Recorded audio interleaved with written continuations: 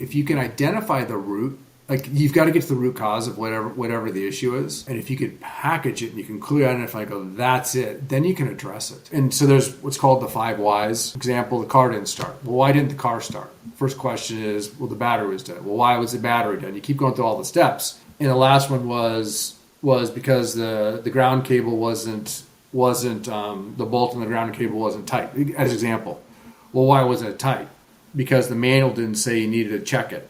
Oh, the root cause is the manual. It wasn't the bad battery. It was the manual didn't tell you to tighten it right. So you've got to get to the root cause. So you ask the 5 whys to get to really the root cause. If you can't get the root cause, then you're solving this problem or this problem, which isn't the fundamental issue.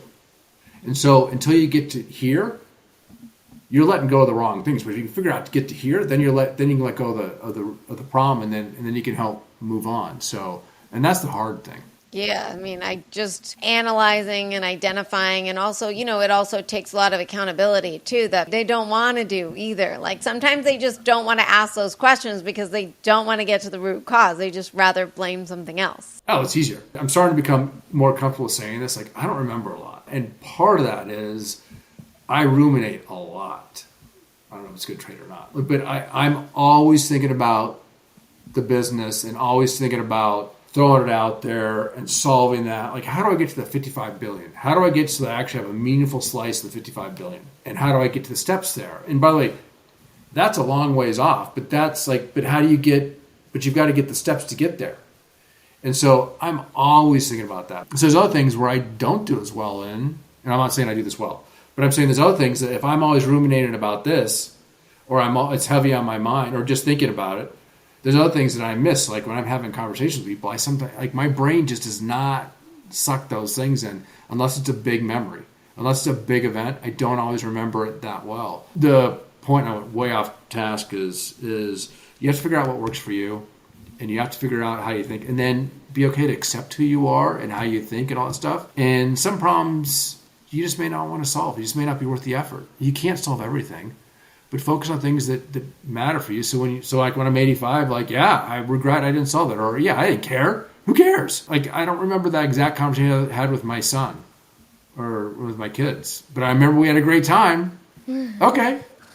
And so I just kind of try and keep things in my brain power that I know I can process, and the things I can solve, and recognize there's some things I'm just not going to be great at memorizing stuff. Like we talked about earlier, movie lines. Like, don't ask me to memorize something. Like, not going to happen. But if you ask me to freestyle, I can do okay.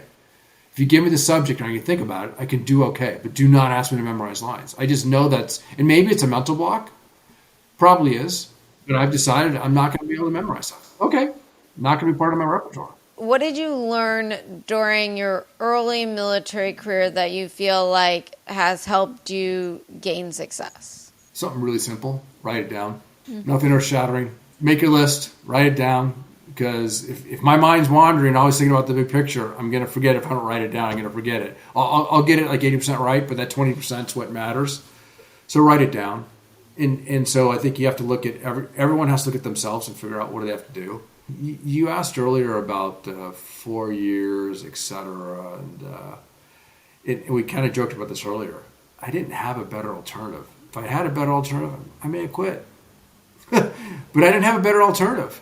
And so I'm going to keep doing until I find a better alternative. And I didn't look hard, but if a better alternative had come along, I may have taken it. But I can also tell you, like the current company I have, Location Tech, it's been a hard we're past that, but it was a pretty hard couple of years because things that I kept thinking were going to happen didn't happen. And it was really around, a lot of it was just being let down by people that kind of said, oh, they do this, they do that, or I just believed in them.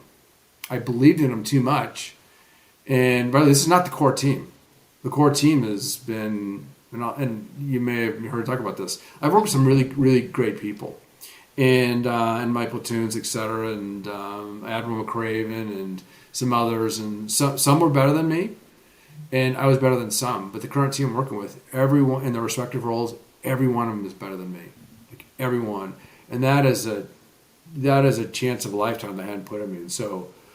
And we kind of all stuck it out, and because of that, we're in the position where we are now. But if it hadn't been that mutual respect for each other and not want to let each other down, we probably would have quit. And I'm super grateful we didn't. We stuck together because of the core team that we just kind of didn't want to let each other down, which is what like a SEAL platoon is. Like you get people in the SEAL platoon that don't get along, or they don't agree on something, the bad behaviors, whatever, or the disagreements stay in the platoon. Like and by the way, I'm not saying you hide stuff, but you don't go talk about people poorly behind their back outside the platoon. If you have an issue with someone, deal with it in the platoon. And and that philosophy is kind of with the team. We do a really good job of having direct conversations, not disrespectful, but having direct conversations. So sure, I'm the CEO, but the team tells me, yeah, no, you're wrong, Jeff. Okay, great. Help me understand why. And by the way, I don't ask them to challenge him. I go, I'm not challenging. I go, but I'm asking to understand, because there's always, it kind of goes back to the 5 whys. My initial reason is probably not, my initial understanding is what they're saying is probably not. It's probably like this, like, oh, yeah, you're right. Or maybe we get there, it's like, yeah, I agree with you, you're right, but we're going to do this anyway. There is a certain point where you have to step up and say, yeah, I heard you, but this is what we're going to do. And by the way, you can tell me I told you so when I'm wrong. You have that right. But we're going this direction now.